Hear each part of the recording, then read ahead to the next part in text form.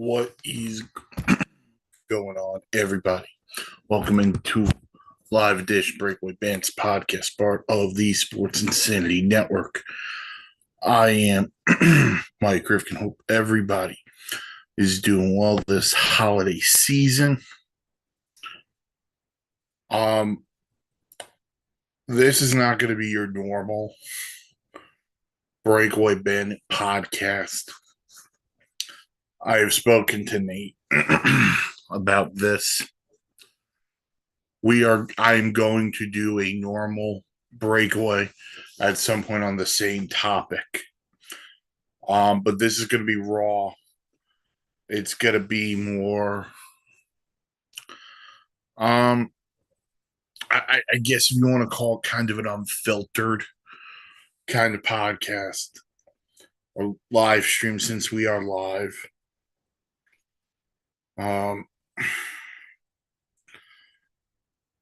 We got a lot to go over.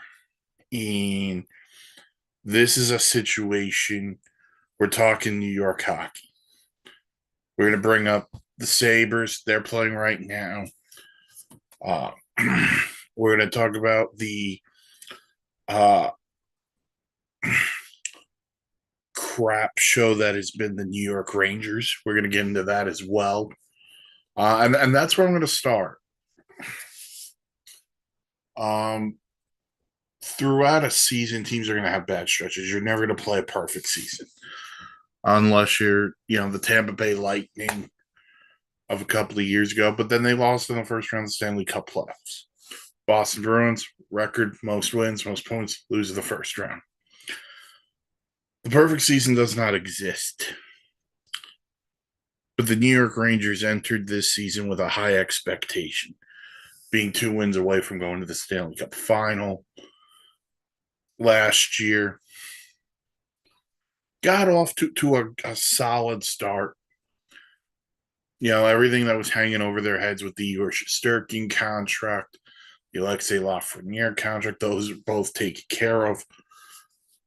And then the Rangers really, since mid-November, have kind of hit this downward spiral where they've lost, I don't know what it is.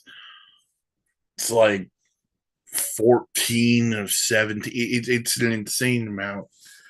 They're back to 5. They're a game under 500. Now, after today's shellacking, 5-0 at the hands of the rival New Jersey Devils. And there comes a point in time where there's drastic measures. And I don't know how many more low points this team can have. Maybe a couple of days off for the holidays, away from the ring, not thinking about hockey will do them good.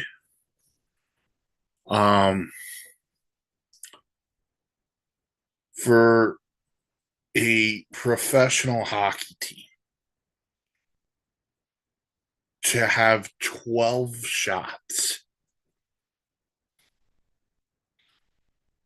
in a whole game, 12 shots, that's an average for 3 periods of 4 shots a period. Keep in mind, this is a team that had 4 power play opportunities, and they had 12 shots on goal.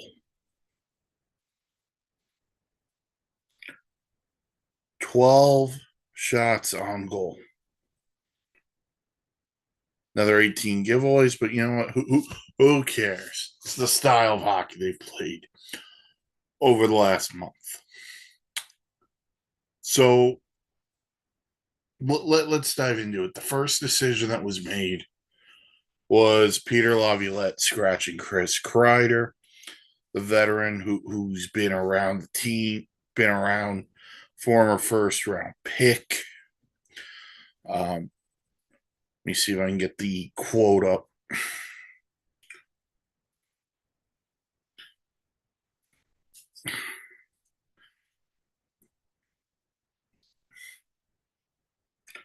Chris Kreider was a healthy scratch today.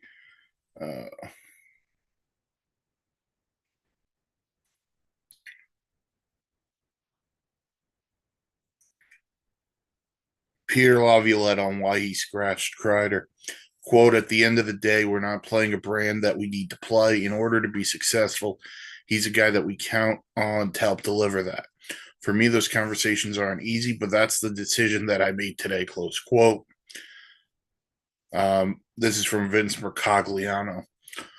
Was it meant to send a message to the team? Was the question. Laviolette, quote, if I have messages for the rest of the room, I'll tell them myself, close quote.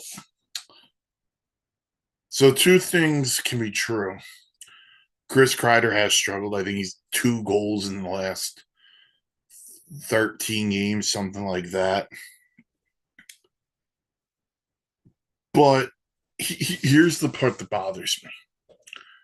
You can only scratch so many guys.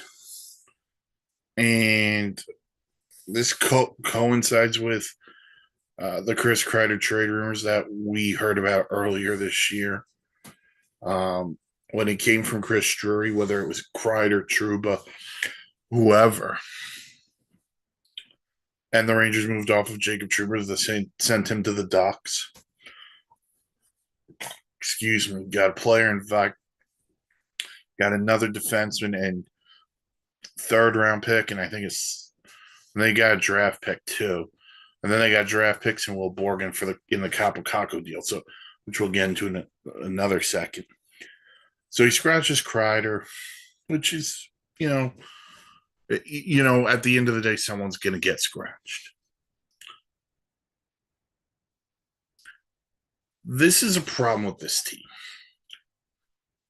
And I see people online often, it's got to be the coach, it's got to be the GM.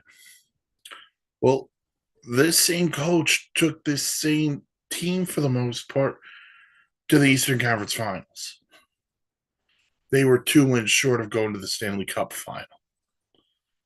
So what changed? You can't sit there and tell me this is all the Barclay Goodrow stuff. And if the team is rebelling against Chris Drury for the Barclay Goodrow stuff, well then, that's its own problem. So is there a solution?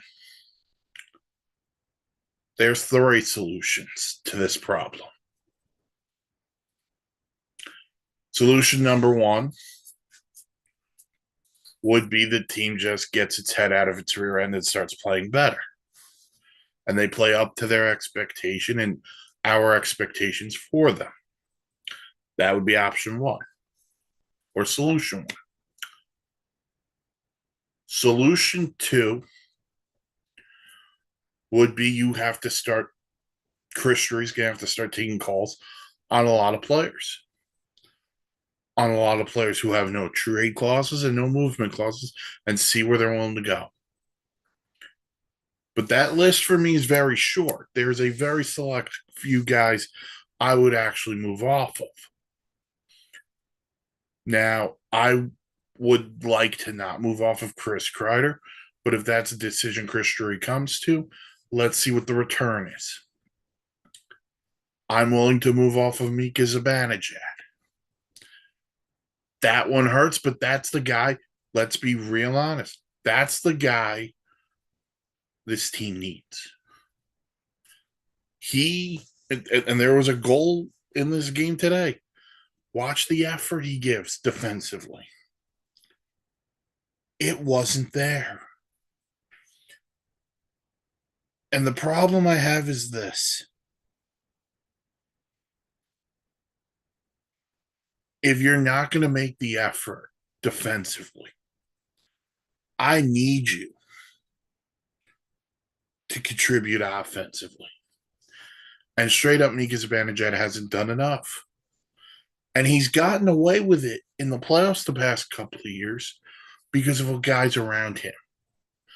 Panarin at times, Kreider, Trocheck, the step forward Alexei Lafreniere took last year. That covered up deficiencies in the game of Mika Zibanejad. Now, is Mika Zibanejad still a good player? Yes, I think Mika Zibanejad still has good hockey left. The question is, how do you find it? The goal this offseason was to find a right winger to play with Kreider and Zibanejad. And the best move that they could think of was Riley Smith. Now, part of that was cap constrictions. Totally get it. But you had to find a way, whether it was Jonathan Marchessault. The guy I would have taken was Tyler Toffoli, because I still think this team needs proven goal scorers, despite the insane amount of skill they can have at times. A power forward who's not afraid to go to the front of the net, that's Tyler Toffoli. So Zibanejad's a guy I would move off. You could move off of. I personally wouldn't move off of Vincent Trocheck. I think Vincent Trocheck's been a great Ranger. Wouldn't do it. You need some form of leadership. He provides it. But here's the thing. Whether it's Zibanejad, whether it's Kreider, I don't think they would move Artemi Panarin, but who knows at this point? He's probably the guy who can land you the most. I don't think they're going to move off of Adam Fox, but hey, power play hasn't been good. Part of that, Adam Fox's decision making. You've got to figure this thing out with this group. Otherwise, we're going to talk here again in 2 months, and we're going to talk about, hey, here's the list of guys. Let's see what Chris Drury wants to do.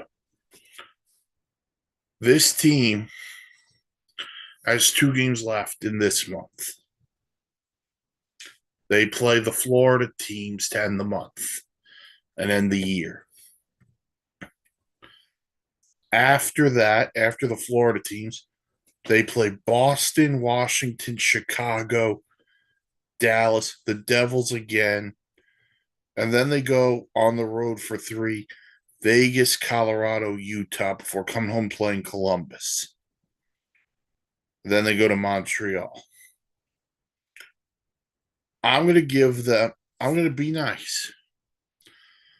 I'm going to give them a little bit of more time to figure it out. And the game I'm going to circle is that January 16th game against the Utah Hockey Club. Where are you at that point? Maybe this rest will do them good. So you're sitting there saying, Mike, you said you had 3 solutions. I do. I have 3 solutions. Solution number 1 would be we're playing it as it is. Same team, and they're just going to try to figure this out. Option 2 would move off of a lot of these veterans. Zibanejad, Kreider, Ryan Lindgren's probably a goner. I don't think they would move Keandre Miller unless they're really far apart on a deal with him. Then there's option 3. And option 3 would be nuclear. Excuse me. And what do I mean by nuclear? I'm not blowing the whole thing up. First of all, that's stupid. Especially after they just paid the goaltender. So it's not like that kind of nuclear. Nuclear is this. We're going to trade off pieces. Kreider, Zibanejad, Panarin, probably.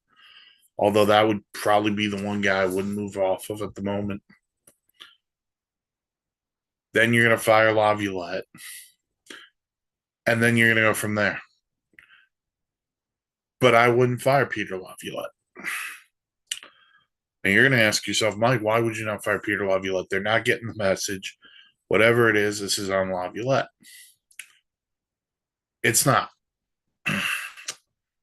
It's not on Peter Laviolette. I don't even know if it's on Chris Drury, if I'm being honest with you. Now, to point to Drury, the problem would be how many head coaches does this guy get to pick? That would be the issue. The answer to that is he's already had his picks. So here's the question.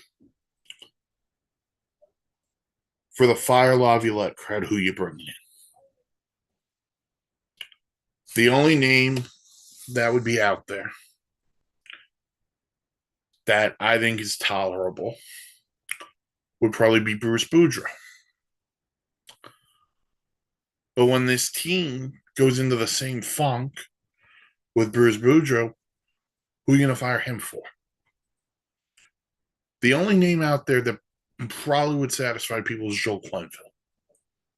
That's it. That's the only name that would probably satisfy people. But the PR backlash is a nightmare. And Joel Quenneville, no disrespect at all, right now doesn't deserve to be behind the National Hockey League bench after what he did. If I'm being brutally honest. So you could fire Peter Laviolette. You could fire Chris Drury. Here's the problem with all of that. Let's start back. AV was fired in what, 2017-ish? They bring in David Quinn. David Quinn got what? 2 years out. Gerard Gallant, 2 years out. Peter Laviolette's in his second year. And we want him, fan base wants him gone. The problem with that is you keep recycling coaches. And despite this team, this franchise, this organization being Original Six and the history behind it, the recycling of coaches needs to stop. Find a guy, stick with that guy. At some point, it's on the core. It is on the core of this team to get their heads out of their asses and play better hockey. You want to blame Chris Drury for putting it together? Same freaking team went to the Eastern Conference Finals 2 out of the last 3 years. The same freaking team. You want to know what this team's real issue is? There's no heart. There's no backbone. There is no real leader. Let's rewind the clock back a decade. We were spoiled with Henrik Lundqvist as a fan base. We were spoiled. Not because Henrik Lundqvist was an elite goaltender, which he was. But Henrik Lundqvist was the captain of the Rangers. And he wore his heart on his damn sleeve. And he knew what it meant to be a New York Ranger. These other guys, it's shits and giggles right now.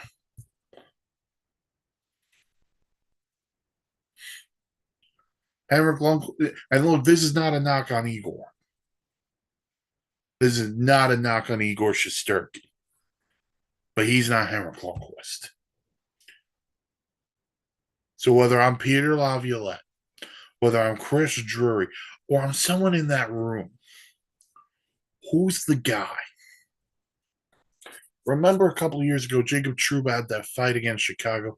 He threw his helmet against the boards. Everything went north after that. Excuse me. Who's going to be the guy now with Jacob Trouba gone? Who? Vincent Trocheck's talked a lot to the media. And as much as I love hearing Trocheck being honest, I'm sick of it. I don't want to hear these things post-game. We need to play better. We know we need to play better. Well, then shut up and play better. Like I said, this is going to be a rant-filled episode, more so than anything. Break things down. Statement addresses could be coming at some point for both these teams. But the Rangers, they better find their game and quick. Like I said, that game in Utah, January 16th, after that game, we will have, in my opinion, a better sense of direction. If they don't turn it around by then, oh, well, then there's going to be fighting words. Then there's the Buffalo Sabres. They're winning tonight, 2-0 over the Islanders. And the Sabres, man, they've been world beaters. Let me tell you something. They're crushing it out there. Nate knows what I'm talking about. 0-8-2 in their last 10. They lost 13 straight.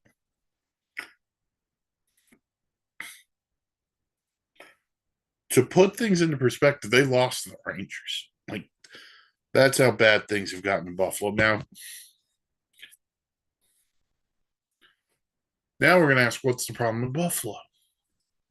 So happy.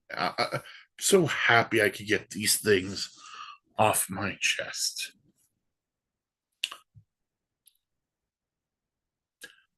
I blame two people for what's going on in Buffalo. You know what? No, I'm wrong. Wrong.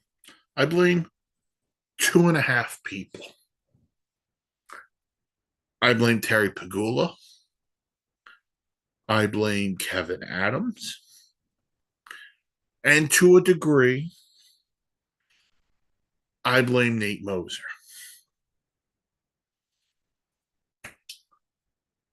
So let's start at the top.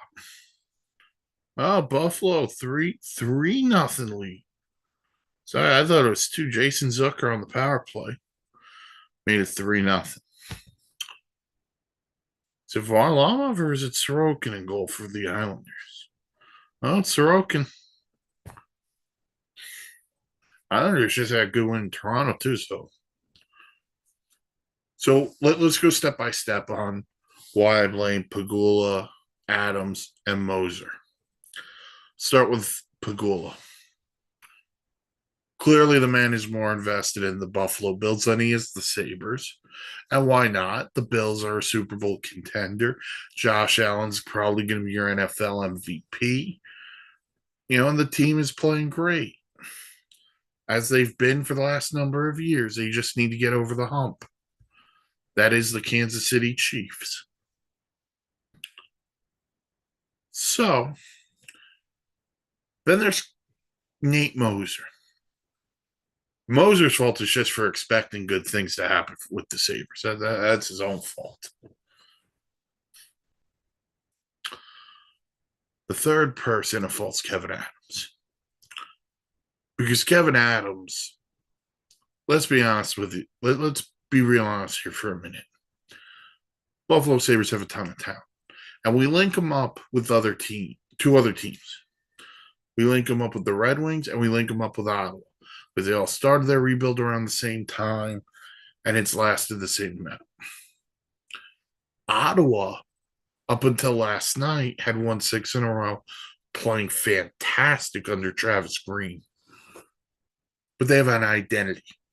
Detroit, they still need to figure some things out, but they got guys. Buffalo has players.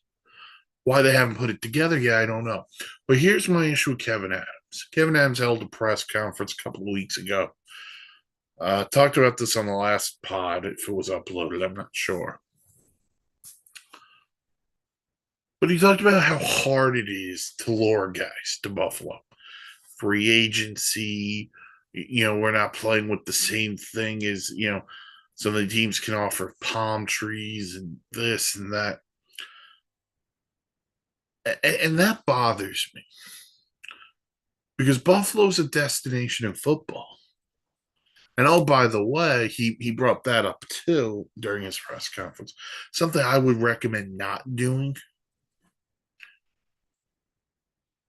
But Buffalo could have been a destination. Buffalo could have been a destination for a couple of reasons. Star players love playing with other star players. Buffalo Sabres have had the number 2 pick multiple times. And the number 1 pick. What's up, home power? up, Rasmus Dahlin? But they had the number 2 pick, and they drafted a guy. They drafted 2 guys at number 2. One was named, oh man, this one hurt. Sam Reinhart. All Sam Reinhart did was score 50 goals, win a Stanley Cup, get paid again by the Florida Panthers, and he's still leading the league or he's still up there leading the league in goals. Then they drafted this other guy after Connor McDavid. I forgot his name. It's on the tip of my tongue. Jack Eichel. And the reason why Jack Eichel's not in Buffalo now is because you got into a fight over a back surgery for him. And then you shipped him to Vegas, and all he's done since then is win a Stanley Cup and play his ass off.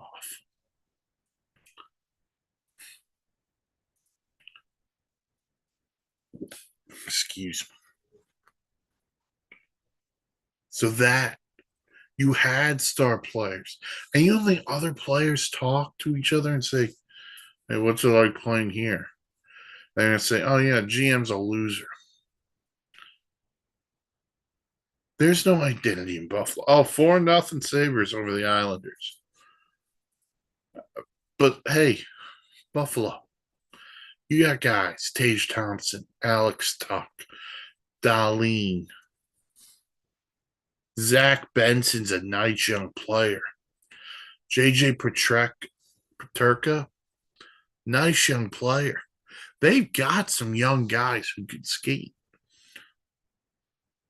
There's been rumors about Dylan Cousins for a while. We'll see what happens there.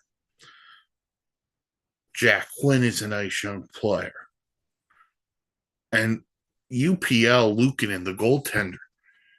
Listen, he's played his butt off the last couple of years. Give him a ton of credit, too. For the Sabres, it's about establishing an identity, figuring out who you are and what you are. Hiring Lindy Ruff, I don't think was a mistake, but it was a mistake in this sense. You went back into the past when in reality you should be looking ahead into the future.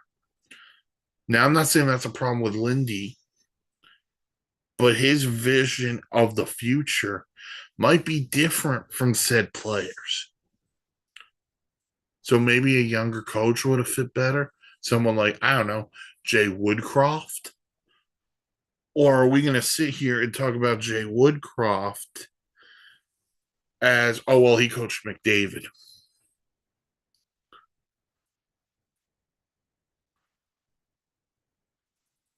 Problem for Buffalo. Who is your future? What is your future? Again, we're going to do another episode. Hopefully, Nate comes back for that, and we'll do a statement address on the Sabres. I do have some notes that I'm just not even going to dive into because I want this to be raw and emotional and good. But the Buffalo Sabres are they're up 4-0. You lose this game tonight up 4-0. I don't know what to tell you other than fold up. But I would say this, and this is my message for Terry Pagula. If you care more about the Buffalo Bills than the Buffalo Sabres, and I don't care, I'm not a Buffalo I'm not from Buffalo, not a Buffalo sports fan, but I went to school up there. I know people.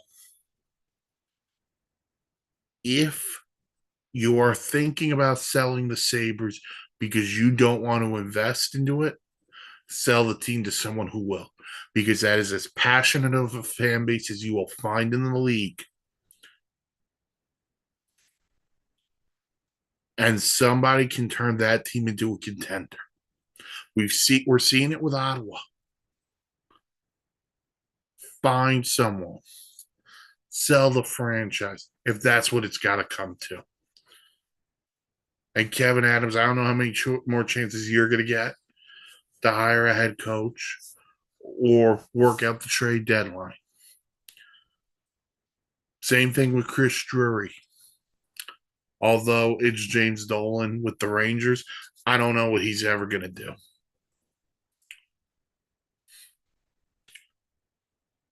Let's see. Is there anything else I want to? You know what I do? I want to go back to the Rangers for a minute. Matt Rempe.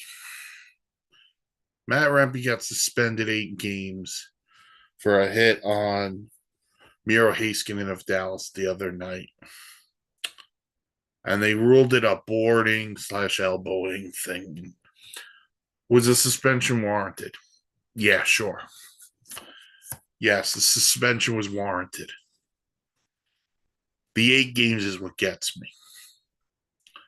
Because I don't think the Department of Player Safety has any idea what the hell they're doing. There was a knee-on-knee hit tonight, Nikita Kucherov on Matthew Tkachuk. That was just as dangerous as the Rempe hit. How many games is Kucherov going to get? He should get 3 to 5. And if he gets less than that, we're going to have a real conversation about the Department of Player Safety. But Matt Rempe in that game brought some energy. He brought some physicality. He's got to clean it up. But you know what he is. Do I think he's a part of the future of the Rangers? No, I think he's more of a sideshow. Not a knock on him. Hopefully he learns. But I think the Rangers have established 2 young stars this year. I don't know if they're stars, but they've established themselves as credible players going forward. Will Cooley and Brett Berard both look like they could play. That's a positive for the Rangers so far. That's why you could trade a Capo Caca. The establishment of Berard and Cooley, plus what Lafreniere can give you, plus you've got Brendan Othman, who's still potentially coming. So if you're going to ask me right now, December 23rd, 2024, it is 9:11 p.m. Eastern Time. Mike, what's your feeling on if either the Rangers or the Sabres make the playoffs? Well, I'm saying it's the Rangers, and I have zero confidence in it right now. But like I told you, that January 16th game against the Utah Hockey Club, win, lose, well, I can't say or draw because there's no more ties. Win or lose, depending on where they are in the standings after that game, will tell you what they should do by the trade deadline. And the name I'm throwing out there is Mika Zibanejad. Nope, nothing else. Because if Zibanejad's gone, then we could go figure it out from down low. All right, that'll do it for this edition of Breakaway Bandits podcast here on the Sports Insanity Network. Check out the podcast wherever you get your podcasts. We're live on YouTube, so like, comment, subscribe, all that stuff. Socials, Facebook Sports Insanity Network, Facebook Sports Insanity Network, Twitter S Insanity Real, personal Twitter Pun Master Rifkin, and I am also on what is called the Blue Sky, and the Blue Sky is the same account, Pun Master Rifkin. And go to the website sportsinsanitynetwork.com for blogs, vlogs, planes, trains, and automobiles. Everyone have a Merry Christmas, Happy Hanukkah, Happy Kwanzaa. Remember, a terrible gift idea is giving anyone a subscription to I'm not going to go there because this is live, not on a recording. All right. Everyone have a happy holidays, and we'll talk to you probably after the new year. Stay safe, my friends.